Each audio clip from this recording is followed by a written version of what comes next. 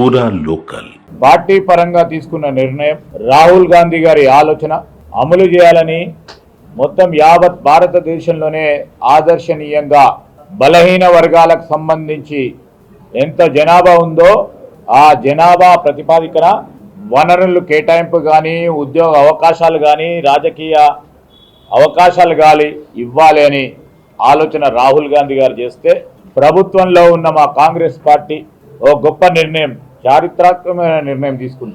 బలహీన వర్గాలకు సంబంధించిన రిజర్వేషన్ల ప్రక్రియ భాగంలో స్పష్టంగా మాకు రాజకీయాలు ఎన్నికలు ముఖ్యం కాదు, మాకు కావాల్సింది బలహీన వర్గాలకు సంబంధించిన అభివృద్ధి సంక్షేమం అనే ఆలోచన చేసి మేము అడుగుతా ఉన్నాం బీజేపీ వారిని. ప్రభుత్వం కమిషన్ ఏర్పాటు చేసుకొని కుల గణన సర్వే చేసిన తర్వాత ఆ కుల గణన ఆధారంగా మేము రిజర్వేషన్లకు సంబంధించిన ప్రక్రియను మొదలు పెడతామని రేపు అసెంబ్లీ సమావేశాలకు సంబంధించి కూడా మొన్న ముఖ్యమంత్రి గారు స్పష్టంగా చెప్పడం జరిగింది. దానికి అనుగుణంగా నేను బీజేపీ నాయకత్వాన్ని అడుగుతా ఉన్నా, రాజ్యాంగ సవరణ చేసే కార్యక్రమం చేస్తారా? బలహీన వర్గాలకు న్యాయం చేసే కార్యక్రమాన్ని మొదలు పెడతారా?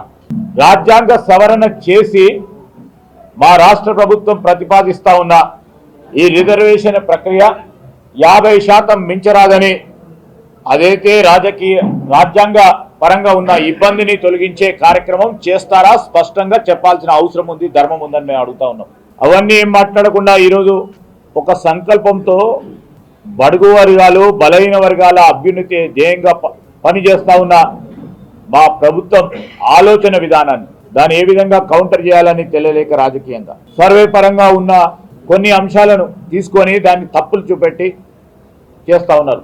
బ్రాడ్గా మనం ఆలోచన చేయాలి. మీరు రాజ్యాంగ సవరణ చేయడానికి సిద్ధమా?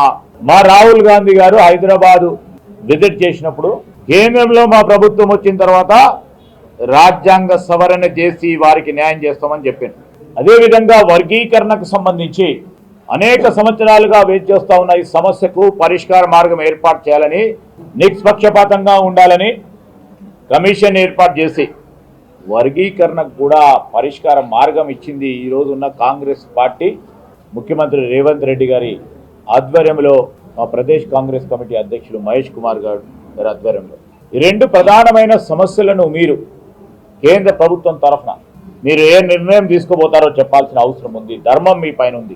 ఈరోజు ఈ విధమైన ఒక సామాజిక రాజకీయ ఆర్థిక పరమైన మన జాతిలో ఉన్న అందరికీ కూడా మేలు చేయాలనే ఒక ఆలోచనతో ముందుకెళ్తా ఉన్న ప్రభుత్వానికి ఈరోజు ఇక్కడున్న పట్టభద్రులు, మేధావులు, ఉద్యోగ సంఘాలు, ఉద్యోగస్తులు, ఉపాధ్యాయులు, ఉపాధ్యాయ సంఘాలు, అదేవిధంగా డాక్టర్లు, ఇంజనీర్లు, అడ్వకేట్ సోదరులు, వివిధ ప్రొఫెషన్లో ఉన్న మా పట్టభద్రులందరికీ కూడా ఈరోజు మేము చేస్తూ ఉన్న ఈ కార్యక్రమాలకి, మేము మొదలుపెట్టిన అడుగులకి మీరు మద్దతు పలికి మాకు పూర్తి స్థాయిలో ఒక స్ఫూర్తినిచ్చే విధంగా రేపు 27వ తారీఖు నాడు జరగబోయే శాసన మండలి ఎన్నికల్లో గెలిపియాలని కోరటానికి వచ్చినాం.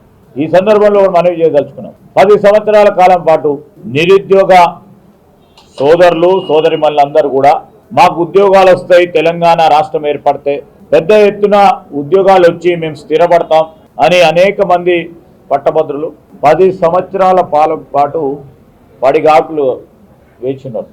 ప్రజలు ఇచ్చిన మాకు అవకాశం, దాన్ని దృష్టిలో పెట్టుకొని యువతరానికి సంబంధించిన ప్రధానమైన సమస్య, మేము ప్రజలకు ఇచ్చిన మాట, అవన్నిటిని కూడా దృష్టిలో పెట్టుకొని రాగానే పబ్లిక్ సర్వీస్ కమిషన్ పరంగా చైర్మన్ నియామకం కానీ అధికారుల నియామకం ఒక ట్రాన్స్పరెంట్ విధానంతో చేసి పబ్లిక్ సర్వీస్ కమిషన్ ద్వారా ఉద్యోగ నియామకాలను మొదలుపెట్టడం, పబ్లిక్ సెక్టర్ అండర్టేకింగ్ లో ఉద్యోగ నియామకాలు మొదలుపెట్టడం, 56,000 పైచిలుకు ఉద్యోగాలని ఈరోజు మన రాష్ట్రానికి సంబంధించి ఉన్న యువతకి ఉద్యోగాలు ఇచ్చిన ఘనత కాంగ్రెస్ పార్టీది.